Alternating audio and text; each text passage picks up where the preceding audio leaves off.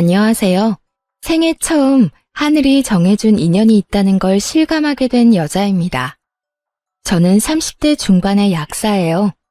제게 잊을 수 없는 기억을 심어준 남자친구는 회사원이고요.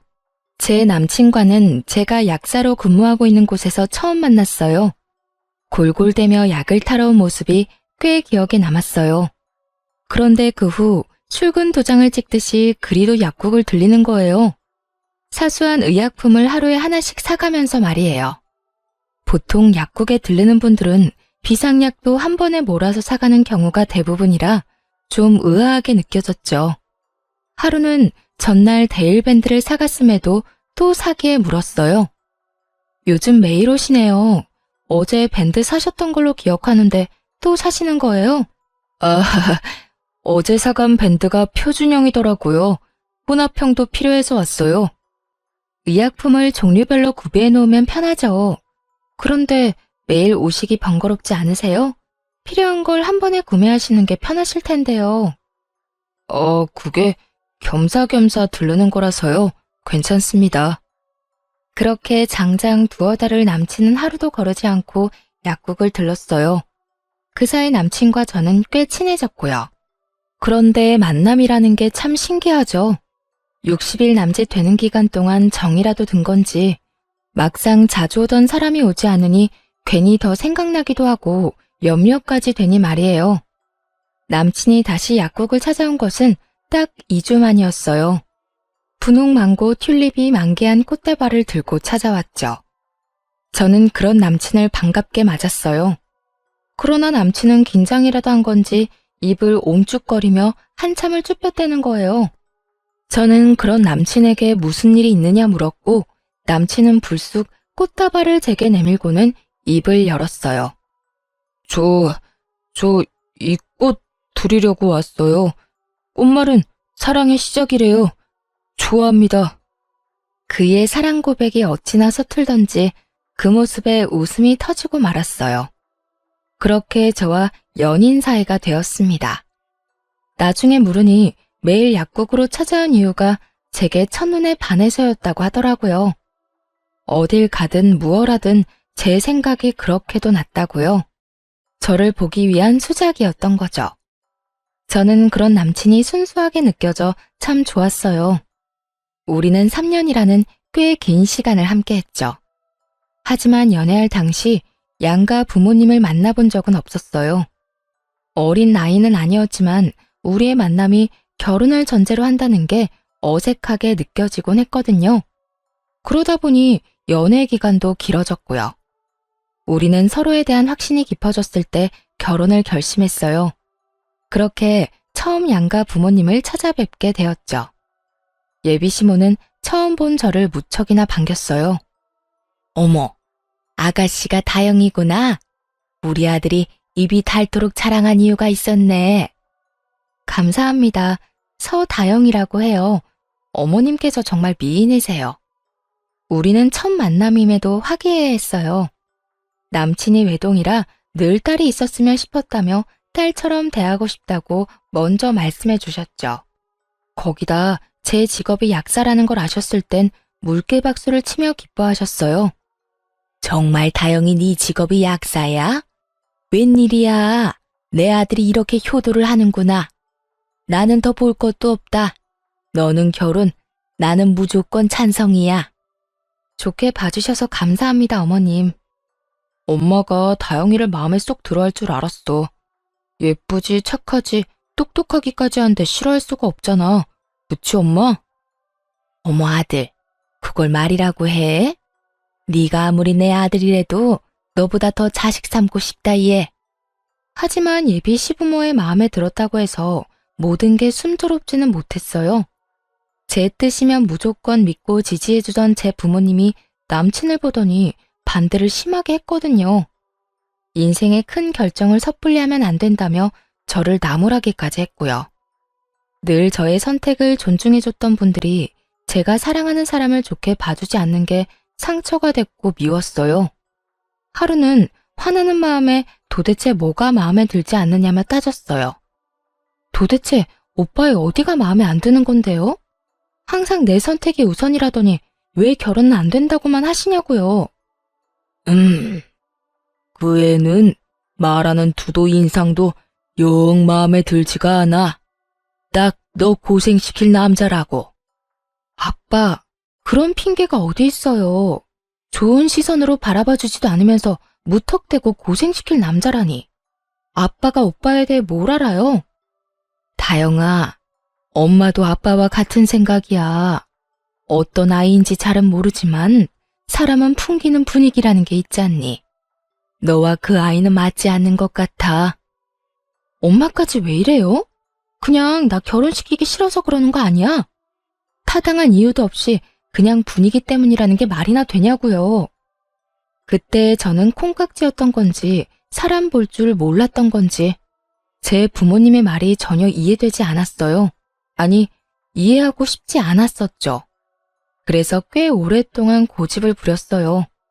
남친도 결혼 승낙을 받겠다며 자주 우리 부모님과 대면했고요. 그러는 동안 저는 부모님께 참 모진 말을 많이 했어요. 내 인생이야, 내 인생. 엄마 아빠가 대신 살아줄 거 아니잖아요. 그런데 왜 매번 안 된다고만 하는 건데, 내가 사랑하는 사람이고 내게 없어서는 안 될 사람이라니까? 이런 내 마음은 안중에도 없는 거야? 그게 자식을 위하는 부모가 맞는 거냐고. 도다용, 너 그게 무슨 말버릇이야? 이 세상에서 자식 위하지 않는 부모가 어딨니?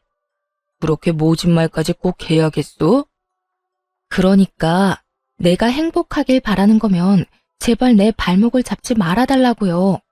평생 그때 결혼하지 못한 걸 후회하고 반대했던 엄마 아빠를 원망하며 평생을 살길 바라는 건 아니잖아요. 그러니까 제발 허락해줘요, 응? 이렇게 제 목소리를 높일 때까지만 해도 제 선택은 늘 옳고 그렇기에 제 앞날은 탄탄대로일 줄 알았습니다. 그래서 반대하는 부모의 심중을 생각해보지 못했죠. 결국 부모님은 부모 자식 간의 관계가 어그러진 걸 더 두고 보지 못하고 마지못해 결혼 승낙을 해주었어요. 하지만 본격적으로 결혼 준비를 하면서부터 저를 고생시킬 남자라고 했던 그 말이 하나둘 이해가 가기 시작했어요. 양가 부모님께 결혼 승낙을 받은 후부터 저는 예비 시모와 정말 가깝게 지냈어요. 정확히는 예비 시모가 이제 며느리나 다름없다며 딸이 있으면 하고 싶었던 로망을 저와 함께 하려고 했었죠. 일이 바빴던 날엔 예비 시모를 만나는 게 힘에 부치기도 했지만 결혼 전부터 이미 시댁에 예쁨 받고 있다는 게 좋았어요. 그러니 제 부모와 함께하는 시간보다 예비 시모와 함께하는 시간이 많아져 갔죠. 남친은 자신의 부모님과 잘 지내주는 제게 고마워했어요. 그러나 제 부모님은 딸이 시집을 가면 출가 외인이라는데 시집 가기도 전부터 그런 것 같다며 서운해 하시더라고요. 그렇게 제 부모의 마음을 뒷전으로 한 채 시간은 빠르게도 흘렀어요. 본격적인 결혼 준비를 위해 상견례 날짜를 잡기 위해 예비시댁을 찾아갔고 예비 시모는 제 부모님에 대해 모르는 것이 너무 많다며 그제야 우리 부모님에 대해 물었어요.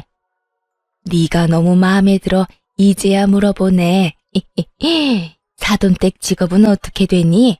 무슨 일 하셔? 저희 부모님은 환경미화원이세요. 아, 환경미화원? 두 분 다 말이야?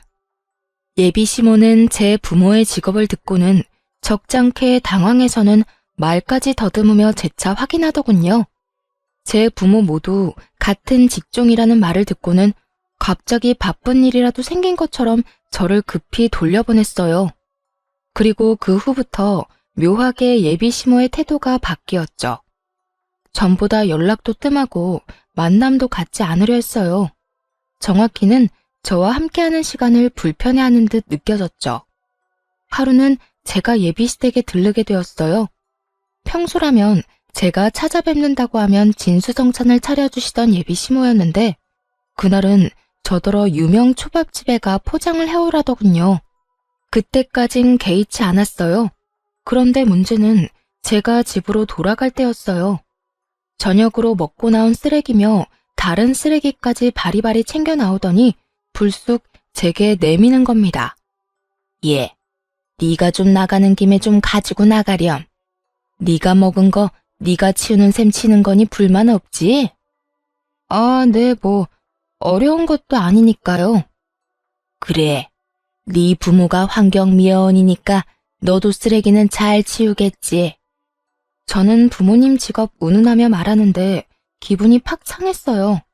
그래서 쓰레기를 받아들려던 손을 내렸죠.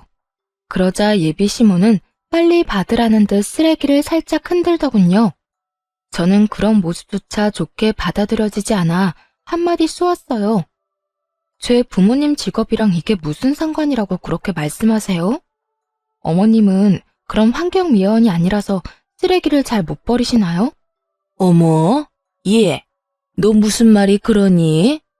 부모가 환경에 대한 생각이 남다를 테니 교육을 잘 받았을 거란 의미였던 것뿐인데 뭘 그렇게 예민하게 굴고 그래? 어머님, 죄송하지만 쓰레기는 어머님께서 버리시는 게 좋겠어요. 정시키고 싶으시면 오빠에게 부탁하시고요. 그럼 이만 가보겠습니다. 우악스럽게 화를 내고 싶은 마음이 굴뚝 같았지만 차마 말꼬리를 잡을 순 없어 제 손으로 버려두지 않는 걸로 넘어갔어요. 그렇게라도 해야 자존심이 덜 상할 것 같아서요. 그 뒤로 저는 예비시댁에 가는 게 조금 껄끄럽게 느껴졌어요. 제 부모의 직업을 알게 된 후로 확연히 달라진 태도가 느껴질 때 애써 외면하게 되는 것도 싫었고요. 그러다 상견례를 한 달쯤 앞두고 예비 시모와 큰 말씨름을 하게 되었습니다. 남친이 제게 예비 시부모님이 상견례 때 신고 갈 구두가 마땅치 않다고 했어요. 관계도 정 같지 않고 또 그런 말을 듣고 모른 척 할 수도 없었어요. 그래서 좋은 마음으로 선물을 하게 되었죠. 그런데 제가 준비한 신발을 봤더니 비웃음을 띠고는 작게 수근거렸어요. 신발 선물의 의미가 도망이란 걸 알라나 몰라. 지금 우리더러 도망치라는 건가? 네? 어머님, 그게 무슨... 뭐라고 하신 거예요? 아니다. 별거 아니야. 그냥 혼잣말이 튀어나왔네. 예비 시모의 말이 또렷이 들리지 않아 재차 물었지만 예비 시모는 혼잣말이라며 얼버무렸어요. 저는 마음에 걸렸지만 표현하기엔 서로 불편할 것 같아 참았죠. 그 탓에 잠깐 어색해진 틈을 타 예비 시모는 남친더러 잠깐 방으로 와보라며 불렀어요. 아직 예비 시부와는 단둘이 마주할 때 마냥 편하진 않아 화장실을 다녀오겠다는 핑계로 일어났는데 안방을 지나다 예비 시모와 남친의 대화를 듣고 말았습니다. 너 정말 다영이랑 결혼까지 할 생각이니? 물을 생각이 전혀 없는 거야? 어? 무슨 말이 하고 싶은 거야, 엄마? 다영이만 보고 이 결혼 밀어붙이라며. 이제 와서 그건 왜 묻는 건데? 아유, 그러게 말이다. 왜 걔네 부모는 많고 많은 직업 중에 하필이면 환경미화원이라니? 좀 폼나는 직업이었으면 얼마나 좋냔 말이야. 왜? 엄마도 평범하게 식당 운영하잖아. 뭐가 마음에 걸려 이러는데? 얘는 비교할 걸로 비교를 해야지. 남이 버린 쓰레기는 주워가는 직업이랑 비교하면 되니? 생각만 해도 더럽고 냄새 나잖아. 저는 마지막 말을 듣고는 부하가 치밀었어요. 그 탓에 방문까지 벌컥 열고 들어가서는 화를 쏟아냈네요. 어머님, 지금 뭐라고 하셨어요? 오빠는 지금 저 얘기가 뭐라고 듣고 있는 건데? 얘가 너 지금 우리 얘기 엿들었니? 제 부모 뒷말을 하고 싶으셨으면 문을 꼭 걸어 잠그고 하시던가요. 일부러 저 들으라고 빼꼼히 열어놓고 이런 주접 같은 대화나 하고 계시던 거 아니세요? 소다영, 너 지금 주접 같다고 했어? 말 가려해. 가족들 사이라고 다 받아주고 이해할 줄 알아? 가족들 사이가 내 부모 직업 운운하며 뒤에서 결혼을 하니 많이 이런 대화를 해? 어머님, 제 부모님은 더럽고 냄새나는 일을 하시는 게 아니라 청결하게 관리해주는 일을 하시는 분들이세요. 아시겠어요? 야, 소다영, 너 정말? 내 이름 입에 담지도 마. 어머님, 그동안 눈치 없이 결혼 준비를 이어가 죄송하네요. 그냥 어머님 수순에 맞는 처가 다시 알아보세요. 내 결혼 때문에 내 부모가 모욕당하는 것이 너무도 속상해 치민 분노가 누그러지지 않았어요. 더 말씨름했다가는 일이라도 치를까봐 그 길로 예비시댁을 나왔네요. 그렇게 일주일을 꼬박 남친의 연락도 받아주지 않았어요. 집 앞으로 남친이 찾아왔을 때마저 만나주지 않았고요. 그런데 남친만 무시해서 될 게 아니었더군요. 제가 가진 약사라는 직업이 예비 시모에게는 놓치기 아까운 패였던 건지 예비 시모가 직접 나서서 저와 대면하겠다고 찾아왔어요. 그것도 제가 근무하고 있는 약국으로 말이죠. 약국이 그렇게 크지는 않네. 하긴 동네 병원 뒤치다거리나 하는 게 약국인데 커봤자지. 어머님께서 여기까진 무슨 일이세요? 뻔뻔하기는 정말 몰라 묻는 거니? 예비 시모의 어투에서 한바탕 소란이겠구나 직감할 수 있었어요. 불행 중 다행인 건 약국의 주인이자 대표 약사인 사장님이 쉬는 날이라 밉보일 일은 덜했다는 거였죠. 거기다 갑자기 손님이 몰려 예비 시모를 응대하지 못했어요. 그러다 보니 신경이 쓰여 절로 긴장이 되더라고요. 그런 제 속을 알리 없는 예비 시모는 역시나 자신을 투명인간 취급이라도 한다고 느꼈는지 손님이 있음에도 아랑곳하지 않고 제게 말을 걸어댔어요. 내가 여기까지 온 것도 짜증나는데 왜 왔냐고 묻는 거 말고 나는 채도 안 해? 어머님, 죄송하지만 지금 손님이 계시니 저와 대화가 필요해 오신 거라면 조금 기다려주세요. 뭐야? 지금 나더러 기다리라고 했어? 넌 뭐가 우선인 줄도 모르니? 아니면 대놓고 날 무시하려고 작정을 한 거야? 너 그 난리를 치고 가더니 이제 눈에 뵈는 게 없냐? 예비 시모는 내 말을 곡해하며 얼굴을 팍 구겼어요. 저는 터질 것 같은 감정을 누르며 손님의 약을 지어야 해 조제실로 들어가야 하니 기다려달라 부탁드린 거라고 차근히 설명한 뒤 카운터 자리를 잠시 비우게 되었어요. 그런데 예비 시모는 그것조차 못마땅한지 어찌나 꿍얼꿍얼댔는지 몰라요. 예비 시모 옆에 앉아있던 손님이 약을 타가실 때 오늘따라 유독 소란스럽다며 불편한 기색이 내비쳤어요. 저는 깊은 한숨을 애써 삼키며 약국까지 찾아온 이유에 대해 물었어요. 제게 하고 싶은 말씀이 뭔가요? 어떤 이야기를 하고 싶어서 여기까지 오신 건데요. 너야말로 그렇게 가버리고 나서 어떻게 내 아들을 그렇게도 모질게 무시를 해대니? 막말로 결혼을 전제로 한 만남은 어쩔 수 없는 거 아니야? 뭘 어쩔 수 없다는 거죠? 제 부모님 직업을 무시하는 거요? 상대편 부모의 직업을 살피고 고민해보는 건 너무도 당연한 수순일 뿐이야.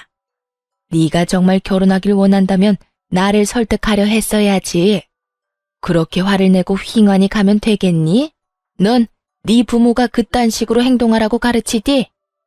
제 부모님의 직업이 결혼에 큰 걸림돌인 것처럼 말하는 그날이 떠올라 다시 우라가 치밀었어요. 거기다 제 행실을 지적하며 제가 큰 잘못이라도 한 듯 저를 나무라는 게 기가 찼어요. 결국 저는 욱하는 마음에 손님 없는 틈을 타 목소리를 높였네요.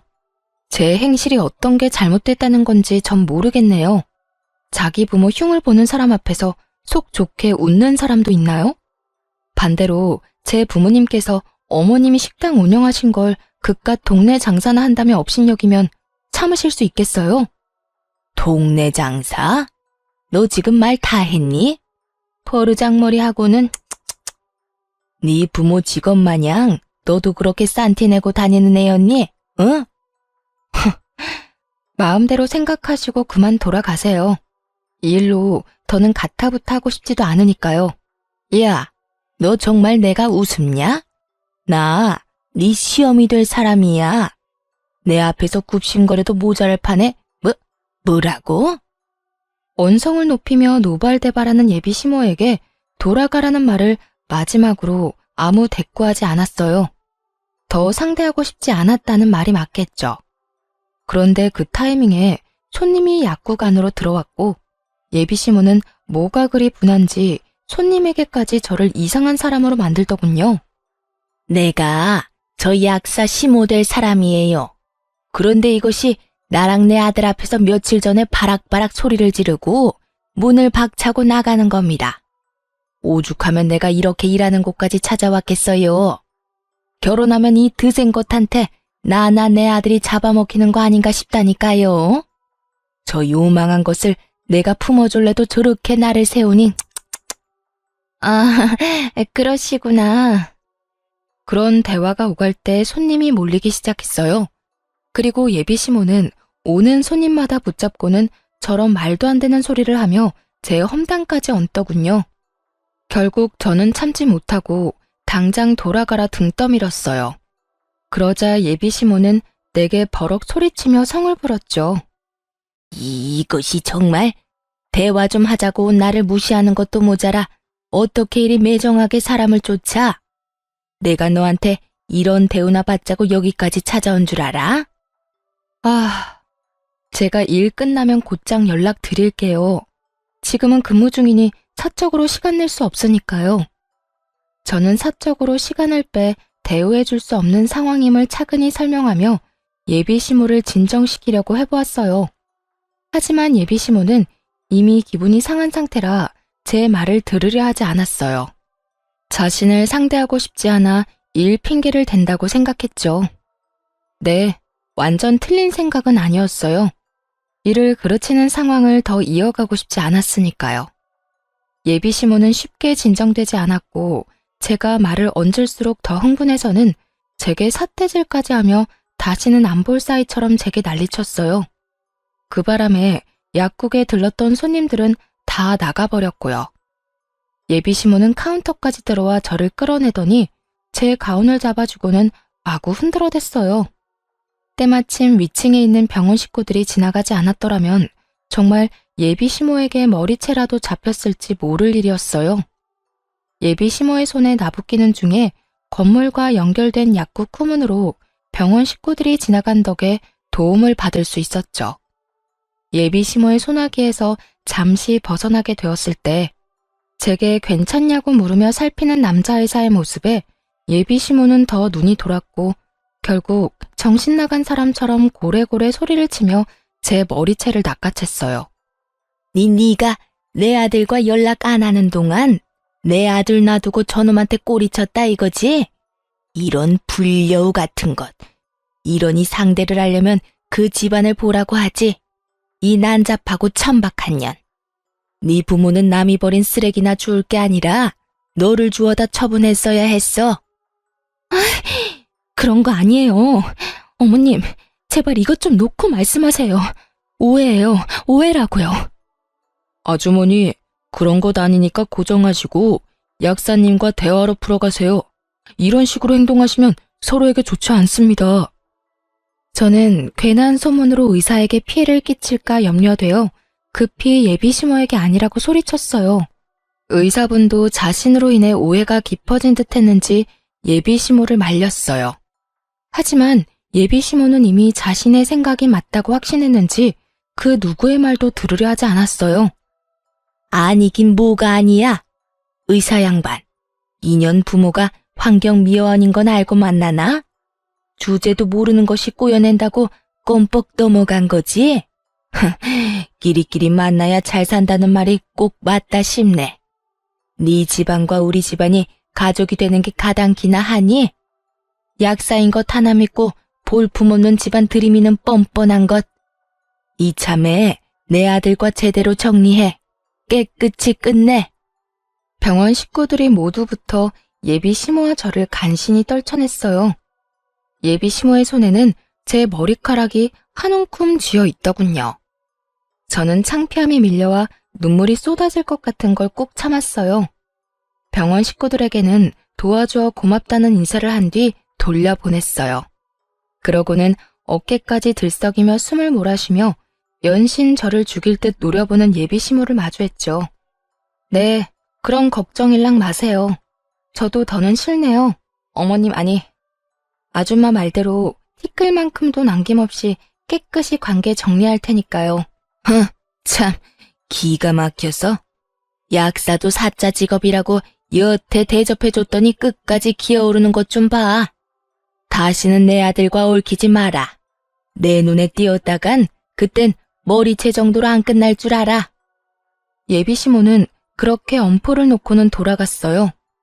저는 그날 남친에게 다 끝났으니 다신 보지 말자고 했어요.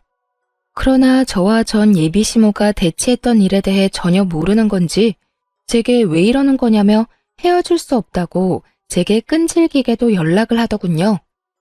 소영아, 왜 자꾸 다 끝났다는 건데? 이제 상견례가 코앞인데 도대체 왜 그래? 우리 오늘 만나서 이야기해. 제발 좀 나 좀 만나주라, 응? 제 퇴근 시간에 맞춰 약국 앞으로 오겠다는 걸 간신히 말린 뒤 제 집 근처에서 전 남친을 만났어요. 아무것도 모르는 이 인간과 정리할 게 남았더라고요. 소영아, 나는 못 헤어져. 우리가 헤어질 이유가 없잖아. 모진 풍파도 나만 있으면 다 이겨낼 수 있다며. 그 말들은 진심이 아니라 하얀 거짓말. 뭐 그런 거였어? 그래, 내가 그런 말도 했었지. 그런데 오빠가 내겐 풍파고 오빠네 가족이 풍랑이야. 그게 무슨 말이야. 저번 일은 그냥 엄마가 마음이 복잡해서 했던 말. 대단한 가족이네 정말. 오빠는 아무것도 모르는구나. 만났으니 하는 말인데 상견례 장소로 예약했던 한정식집 오빠 이름으로 예약했으니 알아서 처리해. 소다영, 너 정말? 그리고 오빠, 네 부모한테 선물했던 신발값 상견례 할 일 없어졌으니까 그거 당장 물어줄래? 내 부모 멸시하는 인간들 좋은 일 하고 싶지 않거든 나. 어떻게 사람이 선물이라고 줬다가 다시 뺐냐고 째째하다고 생각할지도 모르지만 말도 안 되는 이유로 무당한 대우까지 받고도 그거 받고 떨어지라는 식으로 넘어가고 싶지 않았어요. 거기다 제가 전 예비 시부모에게 선물한 그 신발은 명품까진 아니더라도 누구나 알 법한 브랜드 제품으로 카드 할부까지 해 사들인 거였으니 당연히 돌려받아야 마땅한 것 아닌가요? 상견례를 이유로 전 남친이 제 부모님께 해준 거라곤 흉보는 전 예비 시모에게 왜 그러느냐 말한 게 전부이니 말입니다. 제 말 한마디 한마디에 전 남친의 얼굴은 터질 것처럼 울그락불그락 달아올랐어요. 하지만 저는 그런 모습이 가짱게 느껴졌어요. 자기 부모로 인해 어그러진 결혼이라는 걸 여전히 모른다는 게 한심하기까지 했거든요. 그래서 오늘 예비 시모가 약국까지 찾아와 난동 부리고 손님 앞에서 날 꽃뱀 취급까지 했다는 사실을 다 말했어요. 팔은 안으로 굽는다고 하던가요? 전 남친은 자신의 엄마가 그럴 리 없다더군요. 우리 엄마가 그런 짓을 했을 리 없잖아. 나랑 헤어지고 싶어서 말까지 지어내는 거야 지금? 참나, 내가 뭐 하러. 마음대로 생각해. 끝내는 마당에 내 말을 믿든 말든 그게 무슨 의미야? 끝내다니, 누구 마음대로? 지금 내가 직접 확인할 테니까 딱 기다려. 전 남친은 직접 전 예비 시모에게 사실 확인을 한다며 그 자리에서 전화를 걸었고 어찌나 목소리가 쩌렁쩌렁한지 전화기 밖으로 말소리가 다 새어나왔어요. 엄마, 혹시 다영이 약국에 찾아갔었어? 그걸 네가 어떻게 알았니? 설마 그걸 고세 너한테 일러 바쳤니? 엄마가 왜 다영이 일하는 곳을 가? 가서 뭐라고 했는데 뭘 어쨌길래 나더러 헤어지자는 거냐고. 얘가? 너 지금 엄마한테 큰 소리 치는 거야? 어쩌다 내 아들이 이렇게 날이 선애로 바뀌었어? 그 요망한 것, 남자 구슬리는 능력도 가지가지네. 걔랑은 깔끔히 헤어져. 불려시도 그런 불려시가 없더라. 헤어지라니, 엄마까지 왜 이래? 내가 진짜 엄마 때문에. 됐어, 끊어. 전 남친은 통화를 마친 뒤 죄인이라도 된 양 억울하고 불쌍한 표정을 지었어요. 자신의 엄마가 어떤 행동을 했을지 자기도 짐작이 갔던 거겠죠. 저는 제 말이 사실임이 증명되었으니 더 할 말도 없다며 전 남친을 뒤로 한 채 가려고 했어요. 그런데 무슨 할 말이 여전히 많은 건지 저를 붙들고는 언제 화를 내냐는 듯 제게 고개를 조아리며 미안하다고 다시는 이런 일 없을 거라며 빌더라고요. 미안해 다영아. 내가 이렇게 사과할게. 우리 엄마가 한 말은 그냥 잊어. 앞으로 다시는 엄마가 그러지 못하도록 할게. 그러니까 마음에 담아두지 말고. 응, 안 그래도 그럴 참이야. 헤어지는 마당에 뭐하러 전전긍긍하겠어? 영양가 없는 언행이 나한테 무슨 의미라고. 우리 부모님 직업 운운할 때 진작 정리했어야 했는데 그러지 못한 게 아쉬울 뿐이야. 다영아, 그건 엄마한테 책 잡히기 싫어서 그랬어. 내 본심을 엄마가 알면 어떻게 될지 상상이 안 돼서. 나 아직 너 사랑해. 아니, 나는 너라서 결혼하고 싶었다고. 전 남친은 엄마한테 책 잡히는 게 싫어 저를 향한 마음이 크다는 걸 숨기고 싶었다고 하더군요. 그래서 예비 시모가 결혼을 종용하는 걸 따르는 것처럼 보이기 위해 그런 대화를 주고받았던 거라고요. 사실 돌아보면 연애 기간 동안 우리가 함께하는 미래를 그리던 쪽은 제가 아니라 늘 전 남친이었어요. 거기다 자신의 가족들과 보낼 때와 단둘이 시간을 보낼 때 저를 대하는 태도도 사뭇 달랐었죠. 하지만 그렇다고 한들 이미 못 볼 꼴까지 다 본 마당에 저를 향한 전 남친의 마음이 다 무슨 소용인가요? 더 이상 구구절절 애원하는 소리를 더는 듣고 싶지 않았어요. 난 오빠라서 이 결혼 깨는 거야. 계산적인 부모를 둔 것도 모자라 그걸 닮아 결혼을 계산하는 오빠라서 말이야. 내 부모님이 반대했던 이유를 이제야 알겠네. 그렇게 구질구질한 이별을 한 후에도 전 남친은 장장 1년 동안 두어 달에 한 번씩 찾아와서는 평생 연애만 해야 한다며 그것만도 좋다며 다시 시작하자고 그렇게도 매달렸어요. 하지만 그런 전 남친을 거들떠보지도 않았어요. 그런데 가족들 앞에서 얼마나 시름시름 앓는 척을 했는지 헤어진 지 6개월쯤 지났을 무렵 그 망할 아줌마가 또 저를 찾아와 목소리를 높이더군요. 야, 너 내 아들을 어떻게 꼬셨길래 널 못 잊었다는 멍청한 소리나 하게 만들어? 그걸 왜 저한테 와서 물어요? 저도 아줌마 아들 때문에 골치 아프거든요. 못 찾아오게 단속이나 좀 잘해보던가. 뭐야?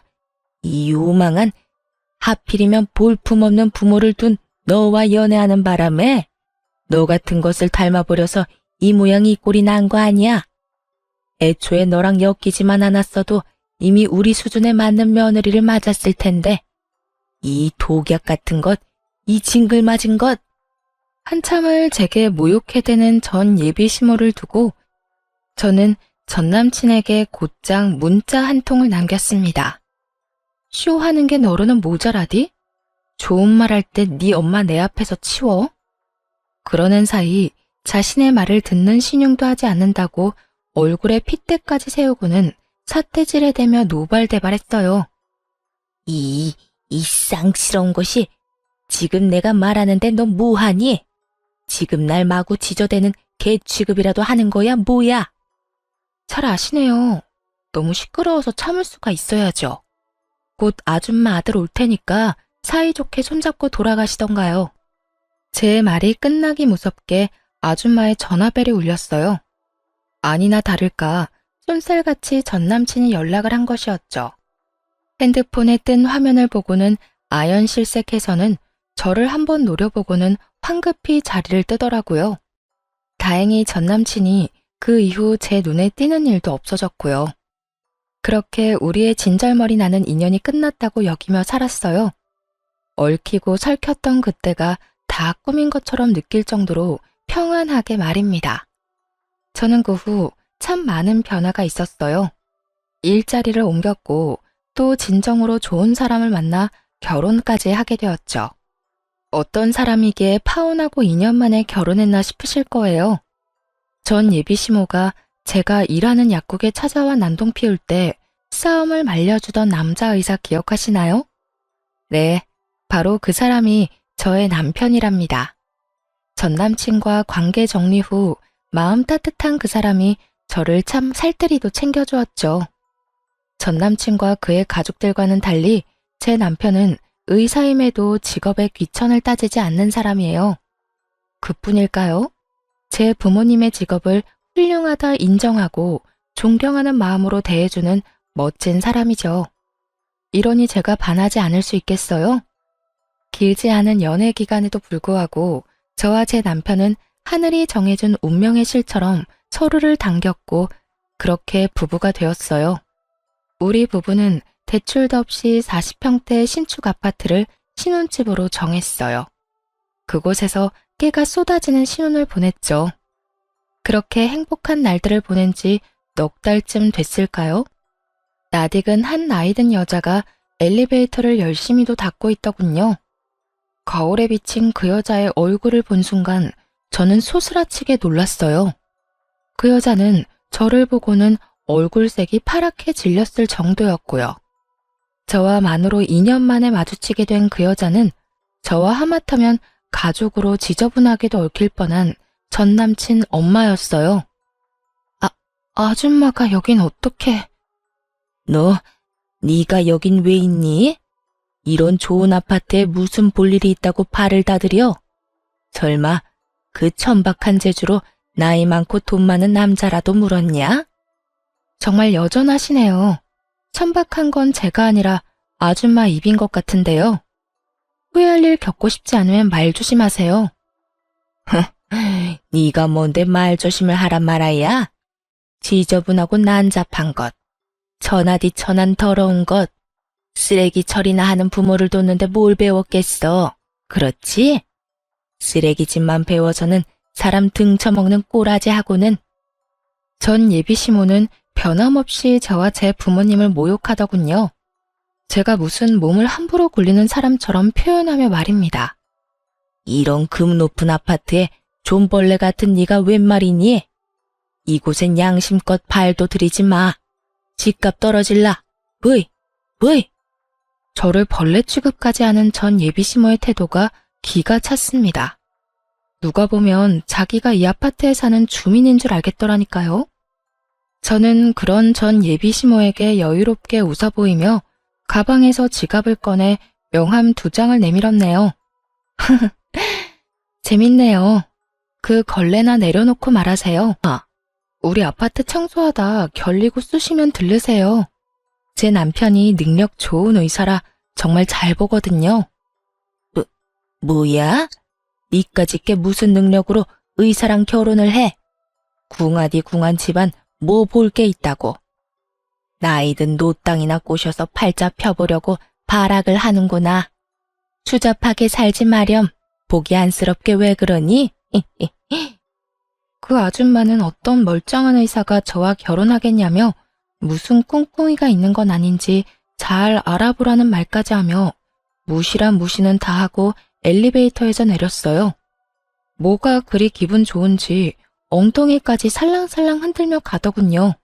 하지만 그렇게 말하고도 정말 제가 멀끔한 의사와 결혼이라도 한 건지 확인하고 싶었던가 봐요. 며칠 뒤 정말 제 남편의 병원에 찾아온 겁니다. 결혼하면서 남편이 병원을 옮겼는데 그때 제가 남편의 병원 바로 옆으로 제 이름을 건 약국을 차리게 되었어요. 그렇기에 남편의 병원에 들른 사람들을 한눈에 볼 수 있었죠. 그런데 그 등장이 그렇게 유난스러울 줄은 꿈에도 몰랐네요. 많은 환자가 있는 것도 본체만치 하고는 무례하게 진료실의 문을 벌컥 열며 제 남편의 얼굴을 확인했어요. 그러더니 불그락 푸르락해진 얼굴을 해서는 제 약국으로 왔고 곧 저에게 죽일 것처럼 달려들며 행패를 부렸어요. 이 쳐 죽어도 시원찮을 거사. 언제부터야? 언제부터 뒤에서 호박씨 까며 내 아들과 저울질을 해댔던 거야? 저놈, 그때 그놈 맞지? 응? 어쩐지 널 보는 눈빛이 예사롭지 않더라니. 어머? 제가 무슨 저울질을 해요. 아니, 저울질할 것도 못 되는데 주제를 모르시네요. 이것이 그때 우릴 뜯어말린 그 의사놈인 거 누가 모를 줄 알아? 꼬리친 거 아니라고 그렇게 잡아떼더니 어디서 분수에 맞지도 않은 고고한 척은 해대며 사람을 농락해? 입은 삐뚤어져도 말은 바로 하세요. 분수에 맞지도 않은 아줌마들 만났다가 내 인생 종칠 뻔한 거잖아. 그리고 이 인연을 만들어준 건 다름 아닌 아줌마예요. 아줌마 덕에 내가 찌질한 당신 아들하고 파혼하고 내 분에 꼭 맞는 남자 만날 수 있었던 거거든. 너 지금 내 아들더러 뭐? 찌질? 야, 너 이제 눈에 뵈는 거 없다 이거야? 그런 말을 짓거리고도 내가 가만히 둘 줄 알아? 가만히 안 두면 어쩔 건데. 약이라도 사서 갈 거 아니면 그만 나가줄래요? CCTV에 당신이 하는 행동 전부 녹화 중이니까 더 깽판 쳐서 영업 방해로 신고당하는 게 목적이 아니라면 말이에요. 얼굴이 새빨개진 아줌마가 약사가 손님한테 협박이나 한다며 무서워서 못 오겠다고 쇼까지 해댔어요. 그러고는 제게 나직이 두고 보자는 말을 남기곤 돌아갔죠. 하지만 사람의 천성이 시간 좀 지났다고 변하나요? 퇴근 후 집에 돌아와 보니 집 현관이 엉망진창이 되어 있었어요. 구정물 범벅에 모욕적인 말들까지 적혀 있었어요. 저는 곧장 관리소로 가서 상황을 설명한 뒤 CCTV를 확인했습니다. 아니나 다를까 전 예비시모가 난장판을 쳐놓은 것이었어요. 제가 멀끔한 의사와 결혼한 것도 배가 아픈데 자신을 모욕하고 깔봤으니 얌전히 넘어갈 수 없었던 거죠. 평생 살면서 그런 못된 성정을 가진 사람이니까요. 그런데 참 기가 막히게도 다음날 출근길, 우리 집을 그 꼴로 만든 인간과 딱 마주친 겁니다. 무슨 억하심정이 있길래 그런 치졸한 짓까지 한 거죠? 치졸한 짓? 내가? 무슨 말인지 난 전혀 모르겠는데. 괜한 사람 붙잡고 시비 걸지 마렴. 마주치지 않게 좀 사라져주면 더 좋고 말이야. 아줌마가 사라져야지. 고작 그런 복수나 하자고 청소부로 일하는 거예요? 진짜 그 엄마의 그 아들이야. 그쵸? 야, 너 말 다 했어? 내가 무슨 집을 엉망으로 만들었다고 아침 대바람부터 이렇게 생사람을 잡아? 진짜 몰라 물어요? 이러고도 여기서 더 붙어 있을 수 있을 것 같아요? 어림도 없지. 저는 이 말을 뒤로 곧장 관리소에 전화를 걸었어요. 몇 번의 신호음 끝에 전화 연결이 되었고 저는 바로 스피커로 바꾸어 통화 내용을 보란 듯이 들려주었습니다. 어제 불편사항 접수한 703호입니다. CCTV로 확인한 그분 오늘 출근을 하셨네요. 저랑 딱 마주쳤는데 여긴 일 처리를 이따위로 합니까? 너무 죄송합니다. 근무 시작한 지 얼마 안 된 분이라 규율에 대해 조금 무지하셔서 잦은 실수가 있더라도 넘어가 주었던 게 화근이 된 것 같아요. 당장 조치 취하도록 하겠습니다. 다시 한번 너무 죄송합니다. 규율을 모르는 사람을 쓰는 게 말이나 됩니까? 저 이거 그냥 못 넘어가요. 제대로 배상하라고 전달해 주시고 다시는 볼 일 없도록 당장 잘라주세요. 아시겠어요? 전 예비시모는 그제야 자신의 처지를 알게 되었어요. 자신이 사는 입주민인 척 고개 쳐들고 저를 깔볼 땐 언제고 잘리는 것만은 막아달라며 애원하기 시작했죠. 날 자르라니 그게 무슨 소리야? 내가 뭘 그렇게 잘못했다고? 내가 너무 속상한 마음에 경솔하게 행동한 것 사과하마. 관리소에 다시 말 좀 잘해주면 안 되겠니? 다영아, 우리 예정이 있는데 이리 모질게 할 필요 없잖니? 제가 왜요? 예정 들먹일 정도로 각별한 적도 없잖아요. 그런 서운한 말이 어딨어. 가족으로 묶일 뻔한 사이잖아. 내가 운영하던 식당 망하고 남은 건 빚뿐이야. 여기만큼 페이가 좋은 곳도 없는데 잘리면 나는 버틸 재간이 없어. 사람 하나 살린다 생각하고 이번만 넘어가주면 안 될까? 그러게, 배포도 없으면서 왜 그러셨어요? 이미 저질러 놓은 걸 되돌릴 수 없잖아요? 당신이 코푼 휴지는 당신이 치워야지. 그동안 자신이 운영하던 식당 앞에 프랜차이즈가 들어와 망했다고 했어요. 그래서 그 빚을 갚는 것에 평생을 쏟아 닥치는 대로 일을 해야 하는 상황이었던 거죠. 하지만 그런 이유로 꼭 지켜야 할 자리였다면 심사숙고하고 행동으로 옮겨야 하는 거잖아요. 그 알량한 자존심은 어디로 갔는지 목구멍이 포도청이라며 제 바짓가랑이까지 붙들고 용서해달라고 끈질기게도 매달렸어요. 몇 날 며칠을 제 집 앞에 와서는 누가 시킨 것도 아닌데 현관문과 복도가 번쩍 빛이 날 정도로 쓸고 닦아댔어요. 그러면서 꼬박꼬박 사죄의 메모까지 남겼죠. 하지만 저는 그런 아줌마를 거들떠보지도 않았습니다. 그 후 절대 안 된다던 해고 통보를 받게 되었나 봐요. 그렇게 내쳐진 후에도 며칠을 제게 찾아와 애걸복걸을 했어요. 그러면 안 됐는데 내가 미련하게도 일을 저지르고 알게 되었단다. 다영아, 미안하다. 다시 일하게만 해주면 내가 뭐든 하마. 평생 감사하는 마음으로 살 테니 좀 도와주렴. 저더러 집안 수준 운운하며 싫다고 할 땐 언제고 이제와 그런 제게 아쉬운 소리를 하는 꼴이라니. 아줌마가 봐도 참 황당하지 않아요? 아줌마 사정이야 어떻게 됐든 그건 제 알 바 아니잖아요. 아들 자존심까지 어그러뜨리고 망신 주고 싶은 거 아니면 작작하세요. 아니면 당신이 나한테 해코지했던 증거 영상들 당신 가족들에게 폭로하는 건 물론이고 법정에서까지 마주하게 될 줄 알아요? 이렇게까지 모질게 하고 나서야 더는 절 찾아오지 않았어요. 자신이 망한 것만으로도 가족들에게 짐이 되었는데 더 큰 짐을 안겨줄 수는 없었던 거죠. 그 후로 한참 후에 집으로 우편이 하나 왔어요. 그 우편에는 자신이 잃은 일자리에 대해 손해배상 청구를 하고 싶었지만 예정을 생각해 봐주겠다는 내용이 담겨 있었어요. 네, 그렇게 봐달라며 빌던 게 진심이 아니었던 거예요. 끝까지 그 알량하고 볼품없는 자존심을 지키고 싶었던 듯해요. 저는 그 우편을 사정없이 찢은 후 쓰레기통에 버렸네요. 운명이라는 게 그리고 인연이라는 게 참 신기해요.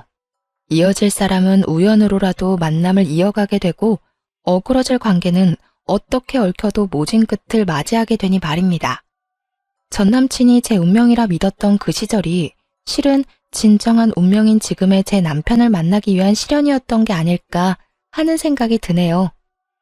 그렇게 저는 예나 지금이나 미운 마음을 간직하진 않습니다. 다만 저를 미워하는 그 사람들이 마음을 비우고 자신의 인생에 집중하여 잘 살길 바랄 뿐이에요. 누군가를 미워하며 살다 가기엔 삶이 너무 가엾잖아요. 참, 환경미화원이신 제 부모님은 여전히 자부심을 가지고 일하고 계셔요. 제 남편은 그런 부모님의 건강을 살뜰히도 챙기고요. 온전히 저와 제 가족에게 열심을 다하며 사는 지금, 저의 오늘도 그리고 앞으로의 미래도 탄탄대로이지 않을까 늘 생각해요. 제 남편과 함께라면 어떤 역경도 잘 이겨낼 자신이 있거든요. 이런 마음 덕일까요? 저는 임신 4개월 차에 임산부가 되었답니다. 부디 이 행복이 제가 사랑하는 모든 사람에게 전해지길 바라며 이만 사연 마칩니다. 제 긴 사연을 들어주신 많은 분께 감사드립니다.